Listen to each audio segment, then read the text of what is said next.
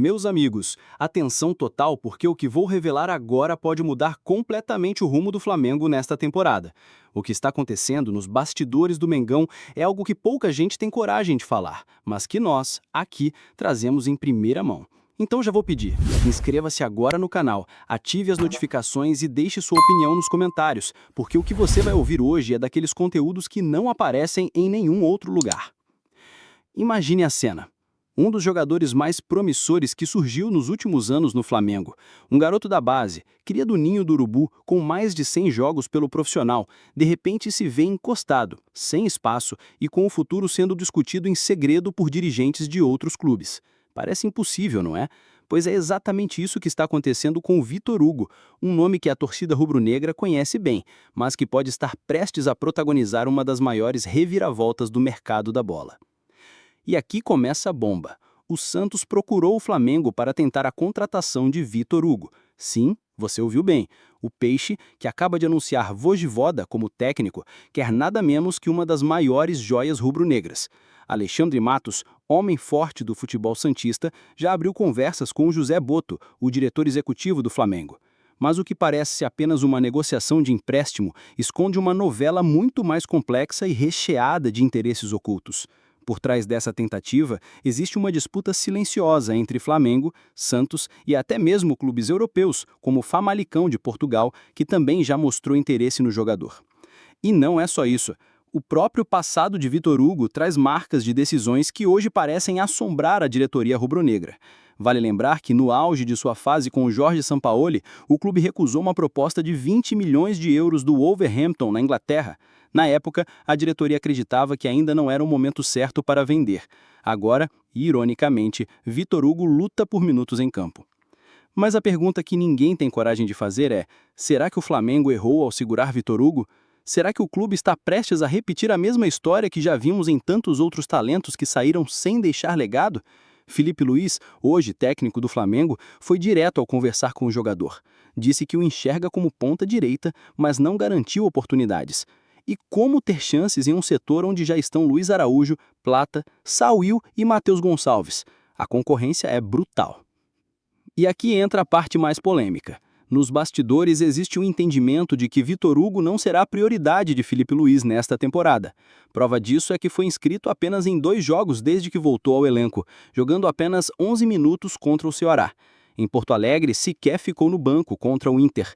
E na Libertadores, para piorar, ficou de fora porque o clube usou todas as vagas disponíveis para registrar reforços de peso, como Emerson Royal, Carrascal, Samuel Lino e Jorginho. O recado é claro, o espaço dele encolheu.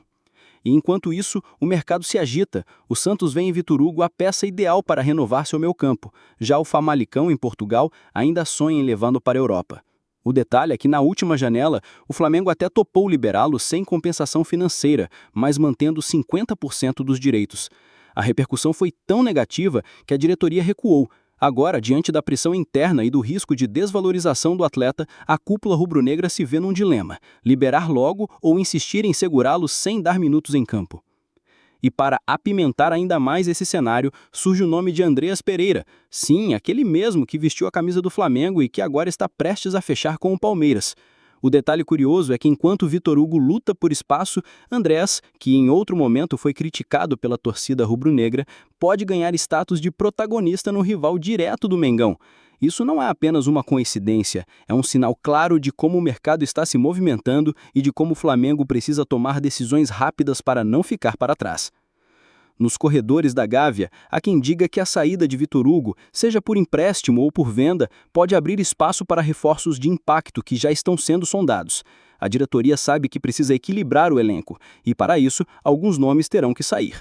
Mas será que vale a pena abrir mão de uma joia da base para reforçar rivais ou clubes de menor expressão? O que chama atenção é a forma como tudo está acontecendo. Nada disso foi anunciado oficialmente, mas os movimentos de bastidores já começaram a vazar.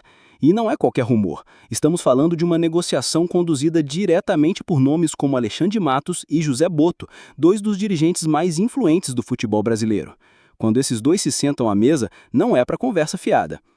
E aqui eu preciso ser claro. Essa história está longe de ser simples. O que pode parecer apenas um empréstimo esconde uma luta de poder, uma disputa entre empresários, clubes e até mesmo a pressão da torcida. Porque, convenhamos, se Vitor Hugo for parar no Santos e brilhar, a diretoria rubro-negra será massacrada.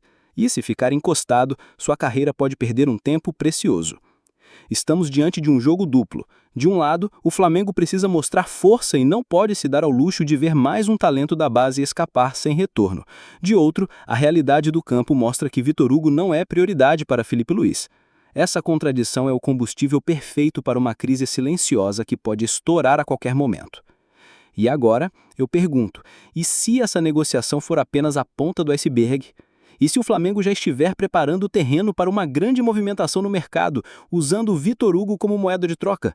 E se essa saída abrir espaço para a chegada de outro nome de peso, que pode mudar completamente o patamar do time? O que está acontecendo é mais do que uma simples especulação.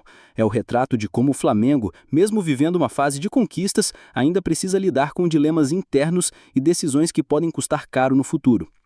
Vitor Hugo é mais do que um jogador. Ele é um símbolo dessa encruzilhada que o clube enfrenta entre apostar na base e investir pesado em reforços.